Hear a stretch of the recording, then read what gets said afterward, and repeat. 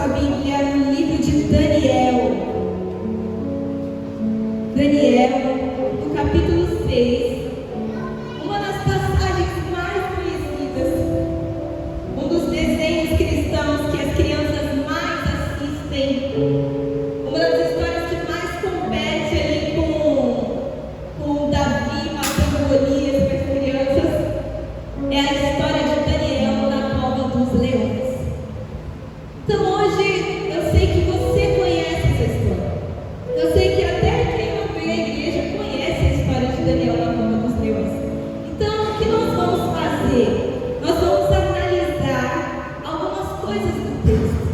Por isso que o seu entendimento tem que estar voltado aqui para a palavra do Senhor, para que a gente possa refletir no que Deus quer falar com a gente. Abra aí Daniel 6, capítulo 6. E você deixa sua Bíblia aberta, porque nós vamos ler alguns versículos, amém? É uma palavra do Senhor. É muito bom ouvir, é muito bom compartilhar, é muito bom compartilhar aqui, ou lá na rua, ou em algum lugar, quando a gente compartilha a palavra de Deus. Eu tenho essa sensação quando você senta com um amigo, esse amigo começa a falar alguma coisa de Jesus, que ouviu da Bíblia, e você começa a compartilhar com ele também. Irmãos, isso não é transformador? Isso revigora. Você pode até estar triste, mas quando você senta com alguém, e esse alguém começa a falar alguma coisa sobre Deus, o coração vai se enchendo de graça, vai se enchendo de esperança. Quando você vai perceber, você fala assim: cadê aquela tristeza? Cadê aquele medo? Foi embora, porque a palavra de Deus é poderosa. Esses dias em casa, a Lívia, ela estava arrumando um porta-joias lá dentro, ela estava arrumando os brinquinhos, ela organizou tudo lá, ela falou que organizou tudo para mim. Eu já tinha organizado, ela reorganizou, imagina. Então ela veio até mim, eu ouvia ela no quarto, ela falando. Depois ela veio e ela falou assim: mãe, eu estava lá no quarto, eu estava pregando. E eu fiz como se não tivesse escutado, porque eu escutei ela falar. Mas eu estava pregando. Eu falei: filha? Eu arrumava os brincos, eu estava pregando para os brincos. Eu falei: o que você... Ela: mas mãe, eu fiquei um pouco assim porque eu gritei um pouco. Eu falei: eita, pentecostal já. Aí eu falei: o que você disse? Ela falava assim: porque se você não amar o seu irmão, você não vai pro céu. Eu falei: eita Deus. Então esse amor pela palavra, ele vai crescendo no nosso coração, amém? Então peça ao Senhor, fala: Senhor, me faça amar a tua palavra. E nós vamos falar de um homem que amava a palavra do Senhor, que amava a casa do Senhor, que amava a oração. E esse homem é Daniel. Vamos ler essa história? Vamos ler a partir do versículo 1. Fala assim: Dário decidiu constituir 120 governadores para que administrassem todo o seu reino. Sobre eles colocou 3 presidentes, dos quais Daniel era um, aos quais esses governadores deveriam prestar contas, para que o rei não tivesse nenhum prejuízo. Então, o mesmo Daniel se destacou entre os demais presidentes e governadores, porque nele havia, fala comigo, espírito excelente. Então, o rei levantou para governar todo o seu reinado 120 governadores. Daniel, ele foi um dos jovens que foi tirado de Jerusalém e levado à Babilônia, para poder ser treinado e servir no palácio, servir ao rei. 120 governadores para governar todo o reinado. Entre esses 120 governadores haviam 3 presidentes, no qual Daniel era um dos presidentes. Mas Daniel se destacou acima dos 120 governadores e até mesmo dos demais presidentes. Por quê? Porque nele havia um espírito excelente. O que é excelente? É acima do normal. Ser excelente é estar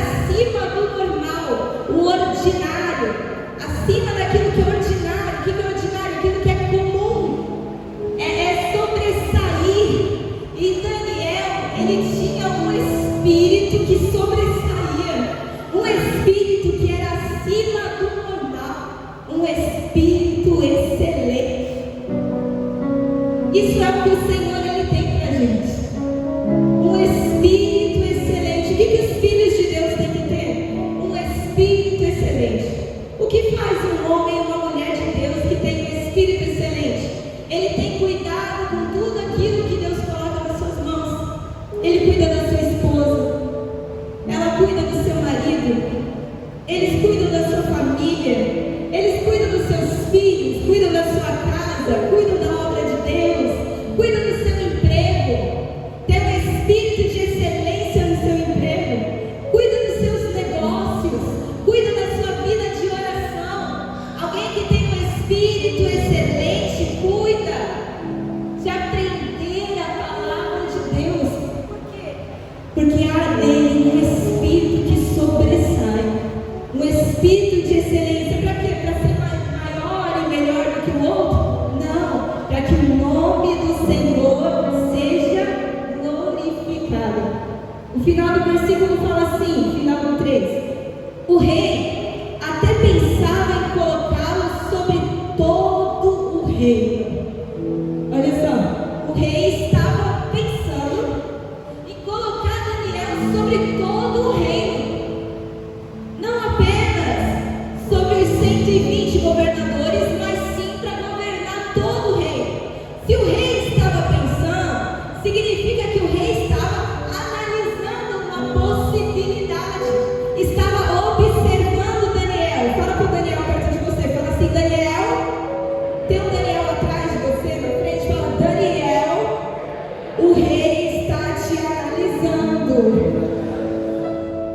Lá no Evangelho fala que o Senhor, ele deu aos seus servos alguns talentos.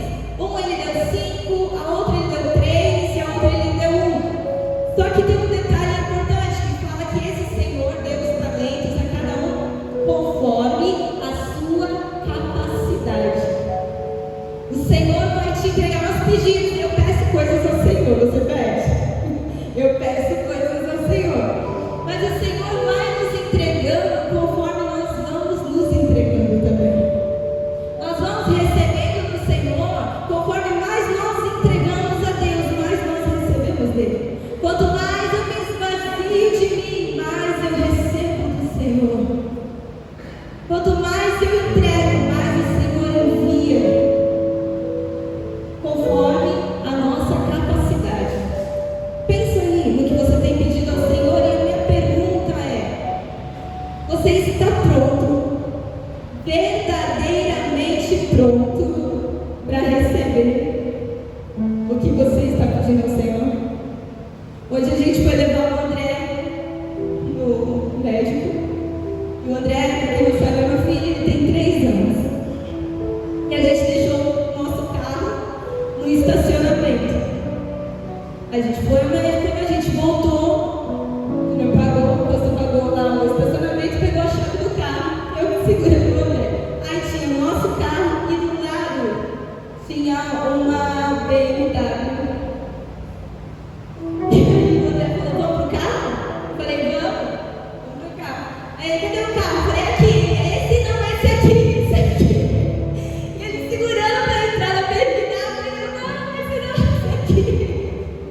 Ele pedindo, ele querendo entrar dentro da BMW, eu puxando ele para entrar dentro do nosso carro. Eu falei: eu também quero, mas calma, esse aqui. E eu olhei aqui e eu falei: Senhor, a gente é assim também, né? Quem é que quer pedir coisas ruins para o Senhor? Nós queremos pedir coisas boas para o Senhor, amém? Coisas boas para o Senhor. Nós somos aqueles que olhamos e queremos coisas boas, e o Senhor é o maior interessado em entregar coisas boas para você.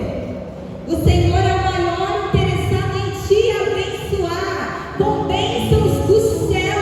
E aí às vezes a gente olha para as coisas da terra e deseja mais as coisas da terra do que as coisas do céu. As coisas do céu são as coisas do Senhor.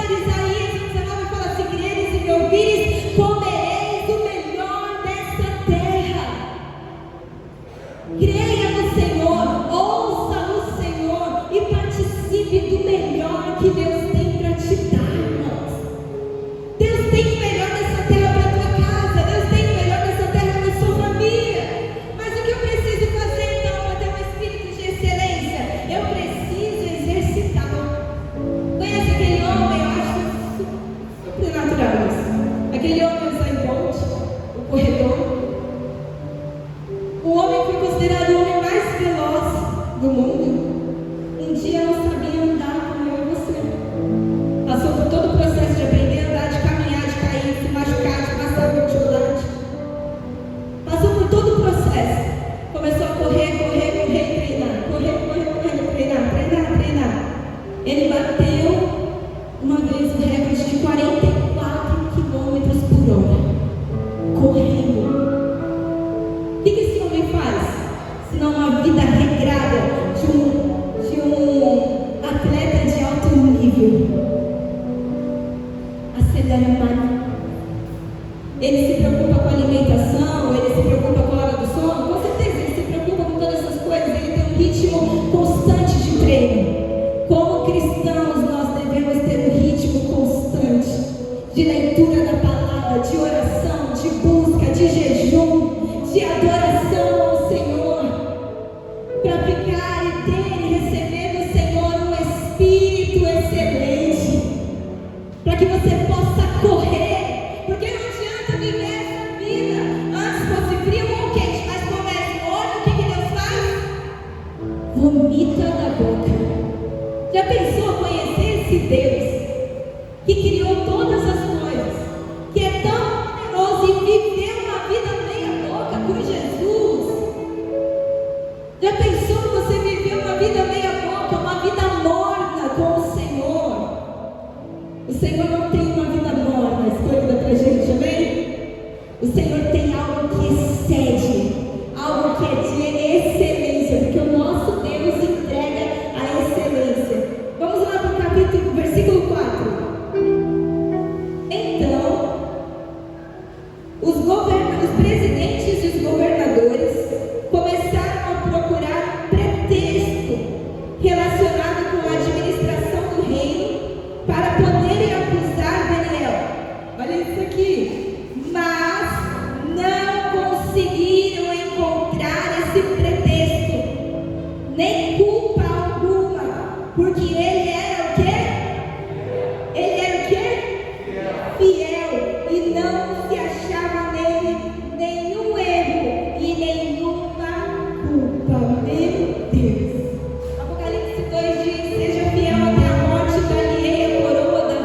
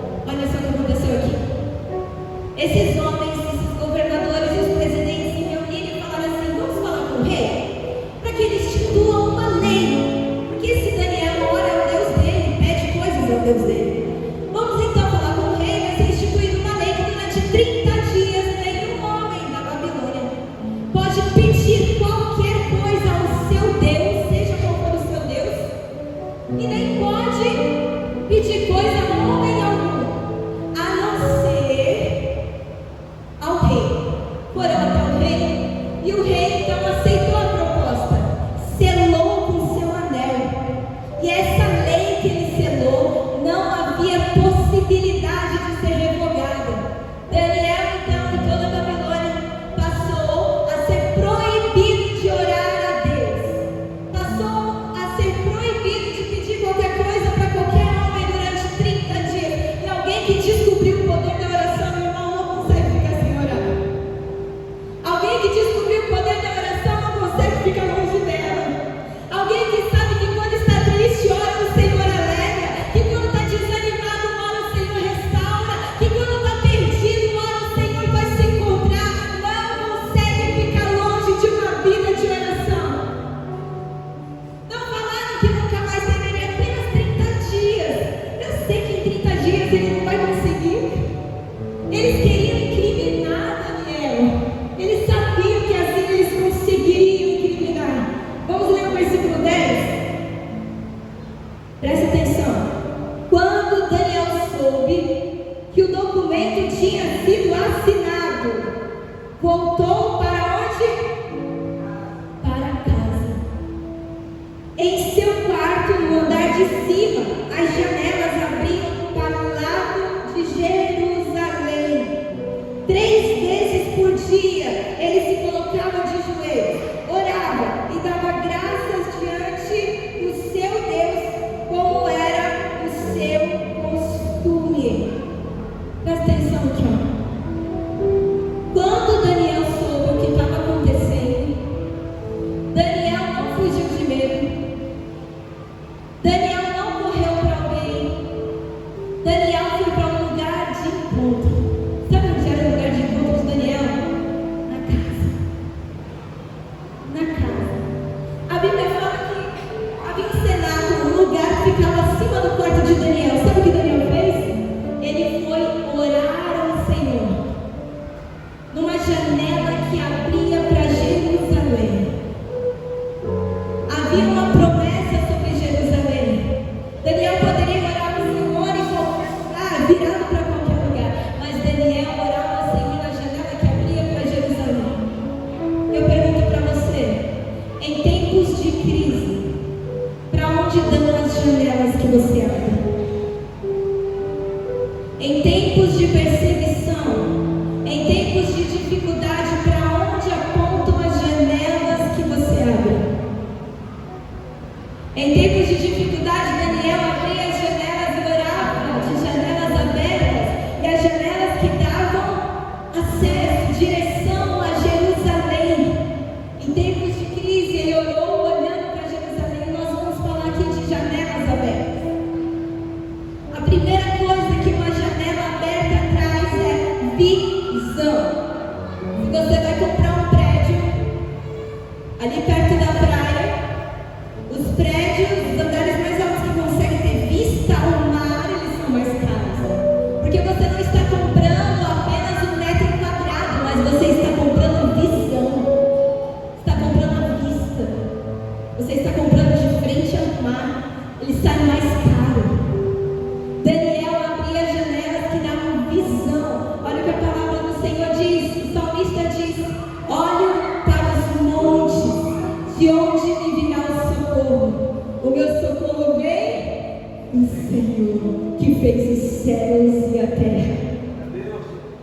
Quem precisa de socorro é porque está em crise. Quem precisa de socorro é porque está passando por um momento de dificuldade. Se você está bem, você não precisa de socorro. Você não chama a ambulância porque você está passando bem. Eu queria só conversar um pouquinho, tô legal. Não, você chama a ambulância porque você está passando mal. Então, nos momentos que o salmista precisava de socorro, ele fala que ele olhava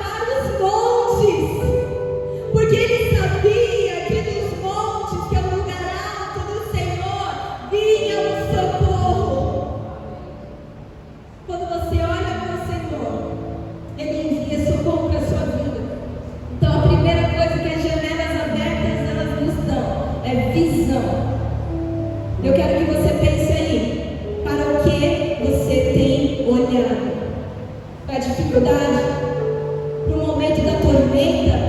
Ou você tem olhado para a promessa? Ou você tem olhado para o Senhor? Daniel foi nascido e criado em Jerusalém. Por volta dos 17 anos foi tomado de lá e levado cativo à Babilônia. Um adolescente, um jovem que foi obrigado a servir um rei que não servia ao seu Deus. Foi obrigado a viver numa nação que não honrava o seu Deus. Mas ele foi tirado de lá, porém os princípios não foi tirado de dentro dele. A visão, o corpo de Daniel estava num lugar de perseguição. O corpo de Daniel estava num lugar de infidelidade. Mas a visão de Daniel estava num lugar de promessas. O seu corpo pode estar passando por um momento de dificuldade, mas a sua visão tem que estar no Senhor. Janelas trazem visões. Segunda coisa que a janela traz, fala comigo, fala acesso. Acesso.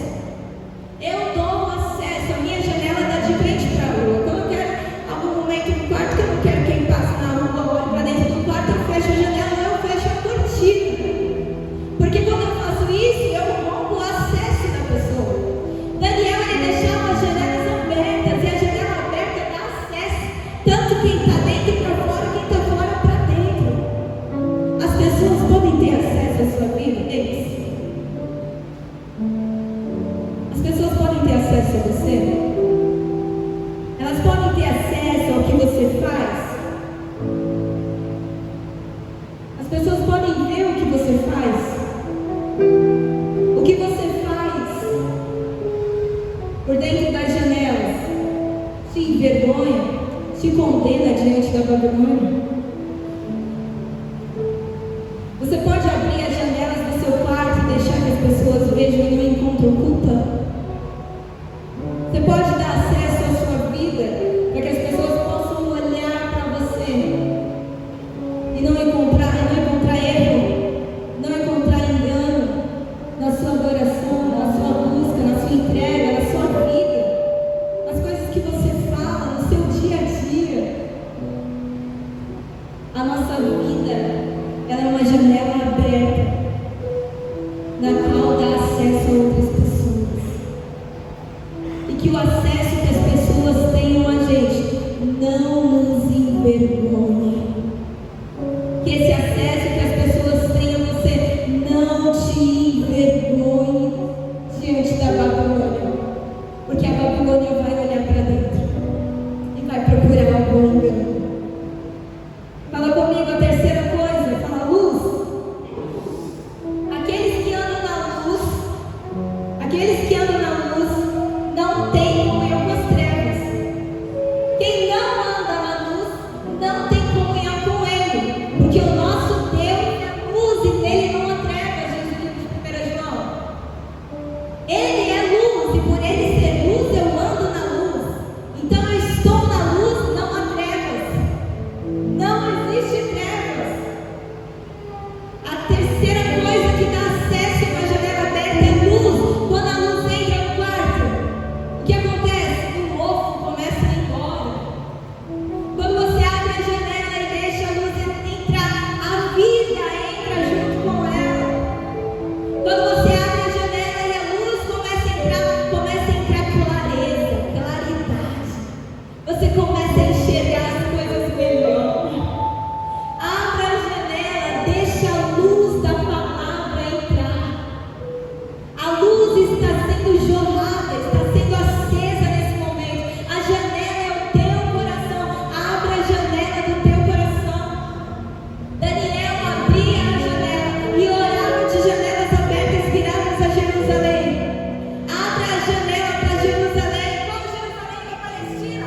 Não, a Jerusalém, a nova Jerusalém. A salvação, aquela que vem de Deus. Faça a sua oração, deixe a sua vida virada para Jerusalém celestial. Em tempos de crise, para onde eu olho? Para Jerusalém celestial. Em tempos de ansiedade, para onde eu olho? Para Jerusalém celestial. Em tempos de medo, para onde eu olho? Para Jerusalém celestial. E dali entra a luz, dali entra a vida, dali entra a claridade. Dali entra a salvação.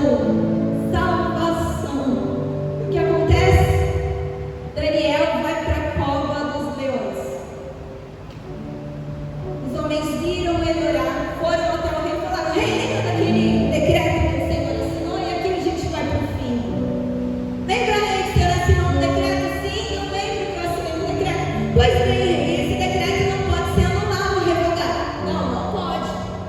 Então, rei, existe um homem, Daniel, o presidente, que ele tem orado ao Senhor 3 vezes ao dia. Ele tem clamado, tem orado a Deus. E aí, olha o versículo 14. Lê comigo.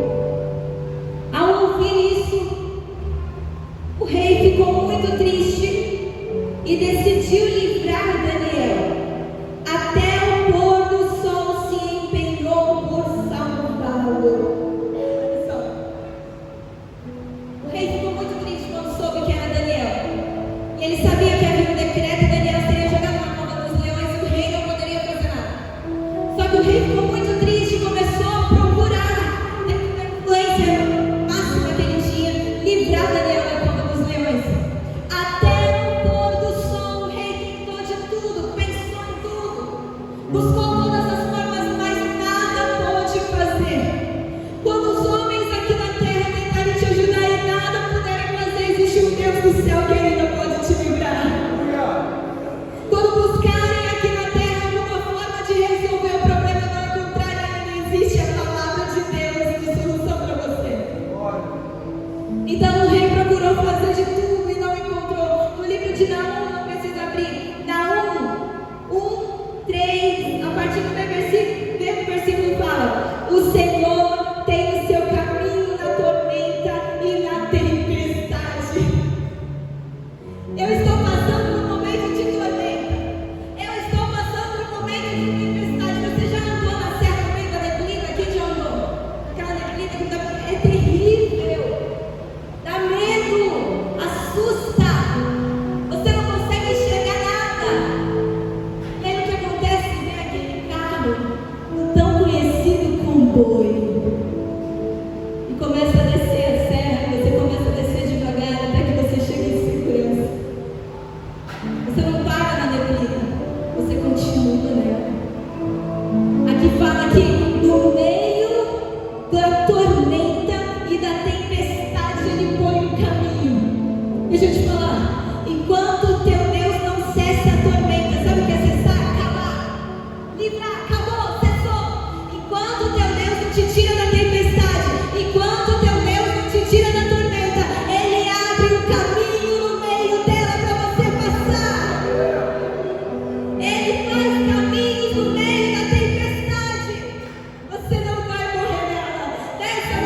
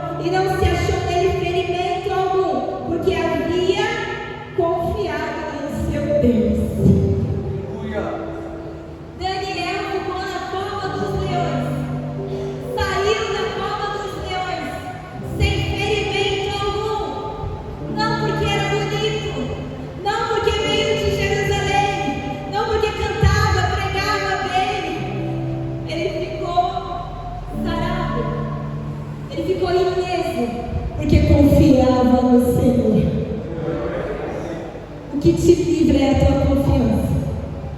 O que livra é a confiança em Deus. Confia no teu Deus. Não tem leão que vai te matar quando a sua confiança está nele. Confia no Senhor, teu Deus. Faça menção no nome dele. O nome dele vai ser glorificado.